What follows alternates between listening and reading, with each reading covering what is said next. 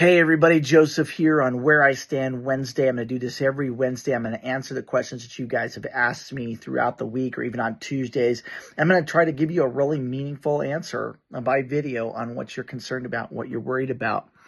So with that, I've got Iris. She's asked me the big push across the state to get rid of property taxes, but as of yet, I haven't heard any ideas about how we're going to replace that revenue.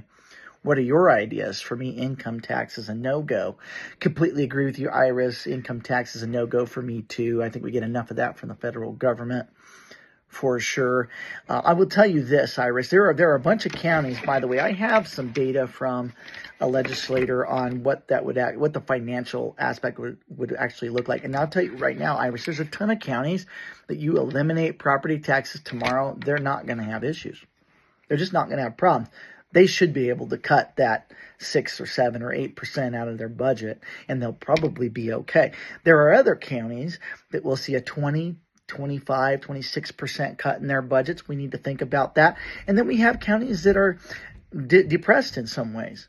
And so we got to look at those counties and go, wow, we take 10, 15% out of their budget and they're already in a depressed state. They're going to probably have a problem. And so we need to address that.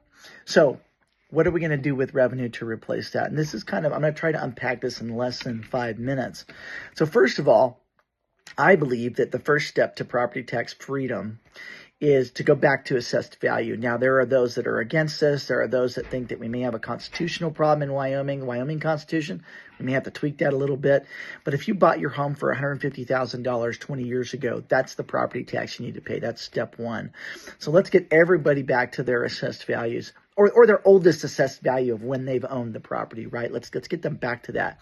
That eliminates 99% of the property tax problems we have today. It just gets rid of it. So we eliminate the problem. So we'll start with that. Let's eliminate the problem. Now, when you do that, some of these counties, may have problems. And so we need to have a plan, a revenue plan, and whether that is from energy, tourism, gambling, something, sales tax. I kind of like consumption-based tax because that's a choice-based tax. So that's definitely something we could look at is looking at consumption-based tax in the form of sales or whatever and look at that as a possible way. And then, when we do this step one and we go back to assessed value, we could do a little backfilling from the state. Now, I want to be very clear on this. That's not a habit we want to get into. It is wise, my namesake, Joseph, from the Bible, that you save during the good years so that when the lean years come, you can eat.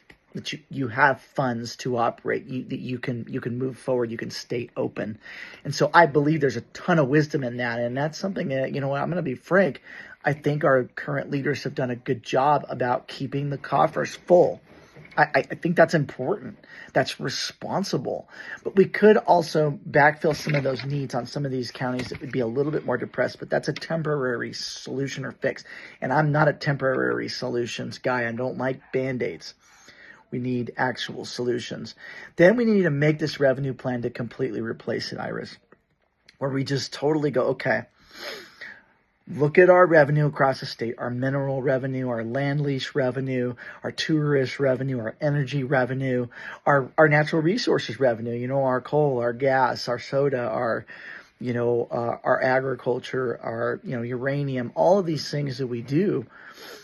How can we pull reliable, stable revenue out of things that go up and down, right? And so you have a way or a fund for that to ensure that we make sure every county, every city is taken care of. But there's a caveat to this. A lot of these places are wasting money. They're spending money like a teenager with a credit card. So let's just use an example. Bighorn County is going to take probably close to we'll call it about an 8% hit on their budget, their $16 million budget. Now, that might be hard. They've got a smaller budget in the scale of things. I want to see where every dime is going in Bighorn County before we're giving them money to backfill from the state or giving them money from our revenue program through our initiatives. Like I said, I'll say it again, energy, tourism, minerals, sales, things like that. Let's have accountability first before we're giving money to them. Okay, so I think that's It's doable. It's very doable to replace property taxes, but we have to have a plan in place. And we can do it in this state. God has blessed this state with a lot of resources. We can replace property taxes. And there's a lot of ways we could do it. Personally, I'd love to see, we could revenue from gambling. We could look at that too. I don't really like gambling, so that's another topic entirely. But there are ways that we can replace this revenue and make a plan for it. But let's solve the problem first. Let's go back to assessed value. Almost everyone can afford their property taxes. That just solves the problem. And then, by the way, I mean original assessed value or purchase price, right? And then if you refinance your house, then you obviously are going to pay your property taxes at that new refinance level. Let's do that because that just solves the problem. And then let's go to that next step of creating that revenue plan to completely replace it. And it's completely doable. I believe that we could do it. But I'm going to give you a little last food for thought, and I'm giving this to you totally for free, tax-free. This is a last thought for you on this. What do you think is going to happen to property, to prices, to home prices in Wyoming when we eliminate property taxes? We're one of the only states in the country where we've gotten rid of property taxes. What do you figure home prices are going to do?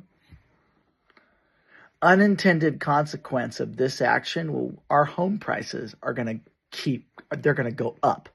Up, up, up, up, up. Because guess what? Demand. Oh my gosh, I'm going to move to Wyoming. No property taxes. Supply and demand. It's a simple economic thing, right?